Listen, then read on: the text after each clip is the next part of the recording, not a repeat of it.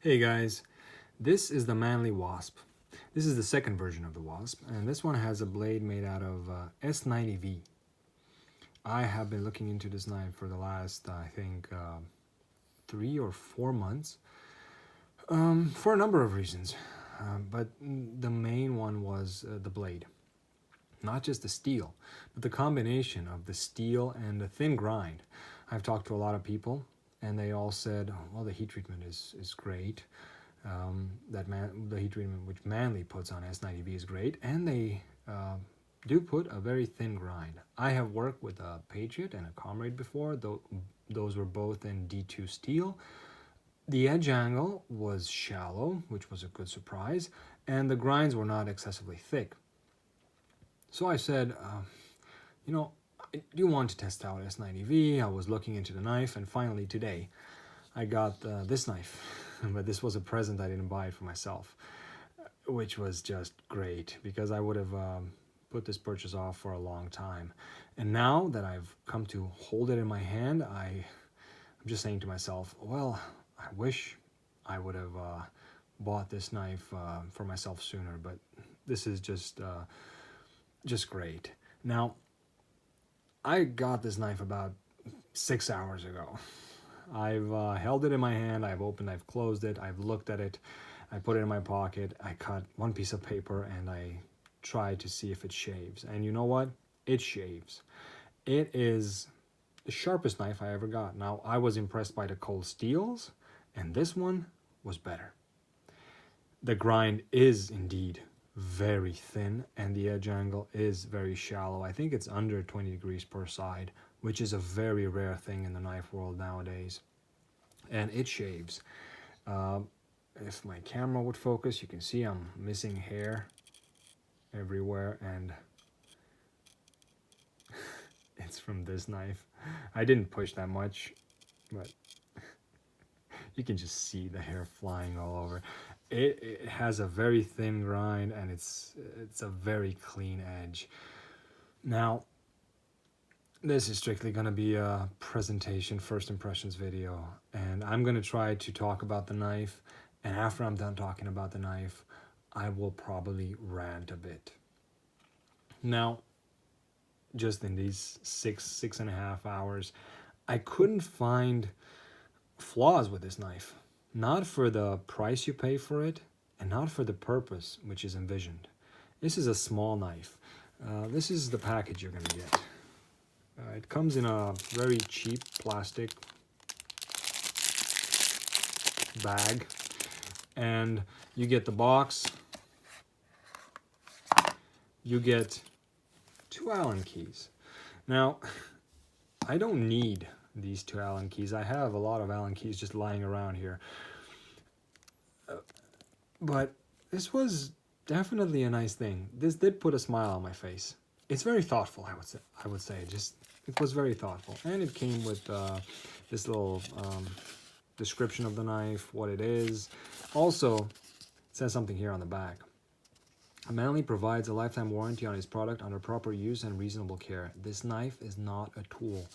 Now, I have to say I thought that was funny, because most knives are advertised as the ultimate tool. Not so this one. I'll get to that later.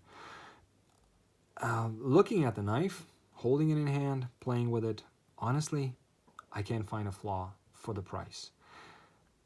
I like the thinness of the grind and the shallowness of the edge angle.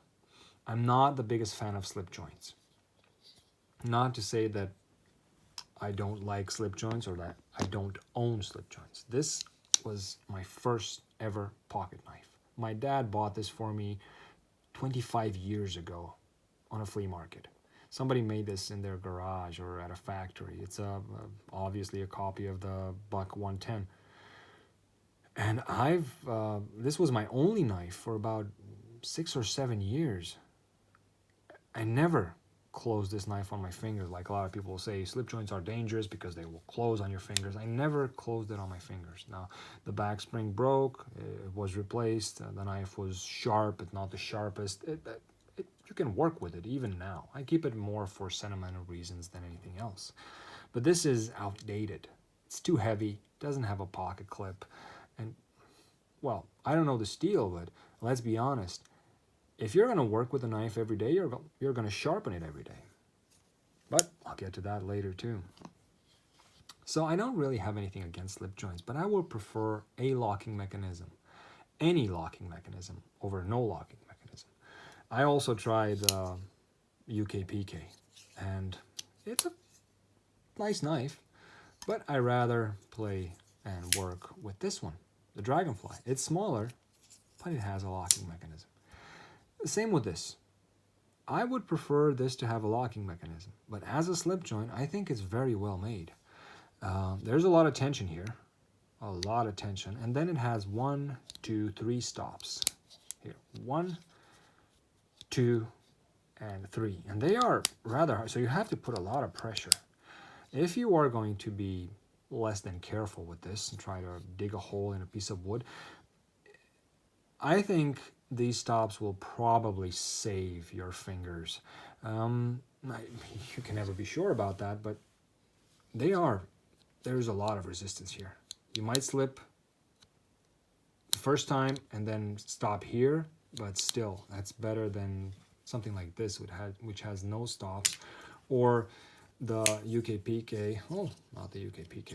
It's black. I'm looking at the screen, which has 1 stop, and this one's kind of flimsy. Not so with this.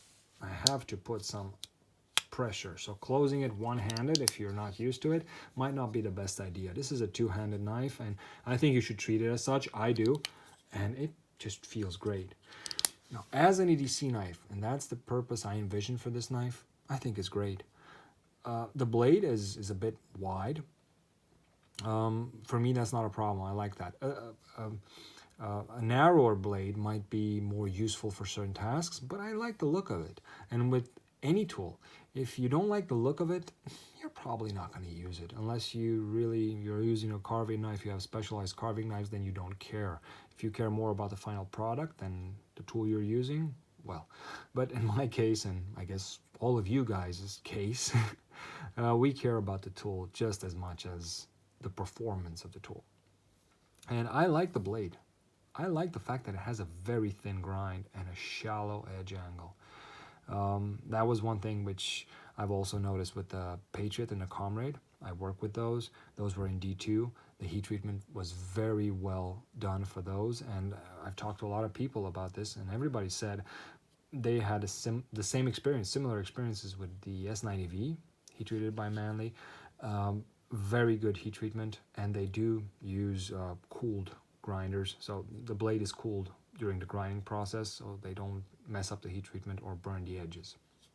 And I think that's a good touch. The handle, it might appear boxy, and it is, much like for the Comrade and the Patriot, but it's comfortable. I would say it's comfortable in most positions. For a small EDC blade, this is comfortable. They put a deep carry pocket clip, and I like that. If you can put a deep carry pocket clip on a pocket knife, I think that's the way to go. Unless you're being, I don't know, tactical and you need to retrieve the knife very fast, then it might help you to have a lot of the knife sticking out. Otherwise, a deep carry pocket clip. This is a decent deep carry pocket clip held on by 1 screw. They put a small metal piece here where you can switch the pocket clip and have this, so you don't have the sharp edges of the G10. I think that's a nice touch. The G10 is rough enough. It has some texture to it, but it's not excessively rough. So if you put this in your pants, it's not like with some cold steel models that will just tear your pants to shreds. Very well made. It has enough weight, but not too much. It doesn't feel like a toy. Feels like a knife. And like I said, it sits very well in hand. I can't wait to try it out. The construction is pretty simple. This is what I would call a no-nonsense knife. Now, I can't find a flaw with this knife. But of course you can't find a flaw with anything. I'm not going to talk about flaws. I will talk about things that I would like to see improved maybe with the next WASP. Now, Manly did make the Peak, which has a locking mechanism. I would like to see that on this one. I understand this knife is legal in the UK, it's legal in Germany, but I would like to see a locking mechanism. Why not? You know, the slightest, I mean, a very, very flimsy liner lock, I would like. Or a back lock, even better. I would like that. And the second thing, which I would like improved, would be, you know, if they would just make these screws flush with the handle, they wouldn't stick out, especially for the pocket clip. This might bother you. This is a common problem. If you're going to get an aftermarket deep carry pocket clip for a Spyderco, usually you'll end up with this. And this will bother you when you put the knife in your pocket, and so will this. It won't slide in as easily, but it's not a major issue. Neither is this. It's not uncomfortable. I mean, I don't know how much you would have to work with this in order for it to be uncomfortable, but it's not. I didn't feel it. Time will tell. Now, this first impressions videos are something for you and also for me, because after I work with something, after I work with a knife for a longer time, I like to also see what I thought in the beginning. And these are my opinions about the knife in the beginning. And now I'm gonna rant a bit. Also, one thing which I can correct: these edges are a bit rough. So when I put it in my pocket, first time it was full of lint. So they do scratch a bit, but they will wear out. Or you could take some sandpaper and in 1 minute just smoothen them out if you care about that. For me, that's not an issue. And now to my rant, and it was indeed started by Manly because they say this knife is not a tool. And I thought, wow, thank you. So this is not the ultimate tool. That's what Manly says. This knife is not a tool. Because more than often, you will get this. The ultimate firefighter's folder. Or this. The Recon 1. Very tactical. This is not just a knife. This is a tool. Now, it has one of the strongest locking mechanisms, which for everyday carry you don't need. Now, who will use this as an EDC? Some people will. I did. Why? Because I'm very much into knives. I like playing with folders, and I carry this. It's very uncomfortable to carry, but it's cool to have. You know, I mean, it's a big knife. You can chop with this knife. It has enough weight that you can put a lanyard, or even without a lanyard, use it for chopping. You can baton it because this lock will not fail that quick. There are a lot of people who baton it. You can pry with this knife. It's very well built. This is not just a knife. And a lot of people criticize my videos. I don't understand why, especially this one, the 0561 video. This knife, this is a knife, why am I chopping with it? Or some of my batoning gonzo knives videos. Knives are not meant to be batoned. Folders aren't meant to be batoned. Why not? I mean, this is obviously a slicer. This is a knife which was made for slicing. Okay? It wasn't made for batoning, prying, or chopping. I mean, you can chop with this knife, but I would, well, have to put a lot of effort into it. This, the Opinel number 7, my first Opinel number 7. This is a knife made for slicing. If you want to chop with this knife, well, good luck. If you want to baton it, maybe you can, but chopping with this or prying with it, you might be able to do something, but this is a knife made for slicing. And you can't, okay, you want to go bigger? Here, this is also a knife made for slicing. Okay, this is bigger. But this will also not be a good chopper. You know what this will be good for? Opening wine bottles. Very cool knife. But this is a slicer, a knife meant for cutting. You can use it in bushcraft. You can slightly baton it to make a notch. But if you baton it with the vibro lock closed, you will quickly damage the blade and have blade play, or even, I don't know, damage the blade severely. You don't want to do that. But with something like this is made for abuse. This is not made for you to carve a spoon with, a very beautiful spoon with. No, you can carve a spoon with this, but make it functional, not really beautiful, or else spend hours and hours on it.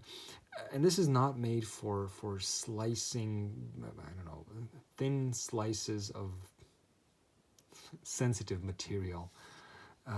It's not a slicer. It's a tool. It's something more than a knife.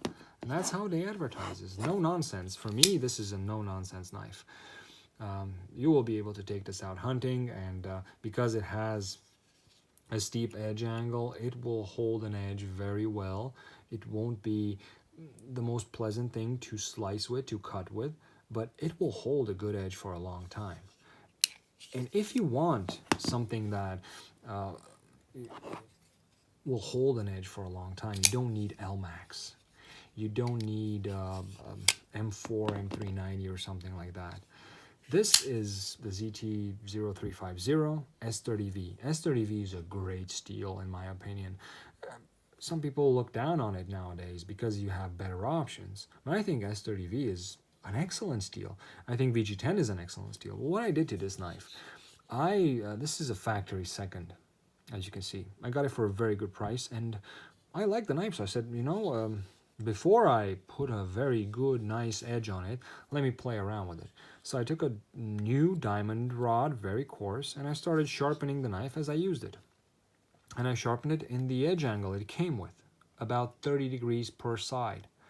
And I cut just about anything. And without checking if it was sharp, I kept just running the knife on the diamond rod. And I did this for months. And eventually I said, you know, I would like to clean it up. Just give it a nice clean edge. And take out possible chips, because I couldn't feel the chips because I was using the diamond, the sharp, the diamonding rod, which was coarse. I couldn't feel if it had any microchips. So I put it on this cheap sharpening system I got. And when I sharpened it, I noticed there were no chips in it. And I was, well, you know, S30V, I mean, it's pretty cool. And I repeated that test with this one. I've never sharpened this knife. I've used the same diamond rod, sharpening rod that I used on that one. Now it's a bit smoother, much smoother. And I've stropped this knife. This is the Kershaw Blur, for those of you who don't know it. And this is the only way I use this knife to this day. And it doesn't have any chips. Like I said, the diamond rod is pretty worn out by now. And I do strop it. Never took any chips. Cut just about anything with it.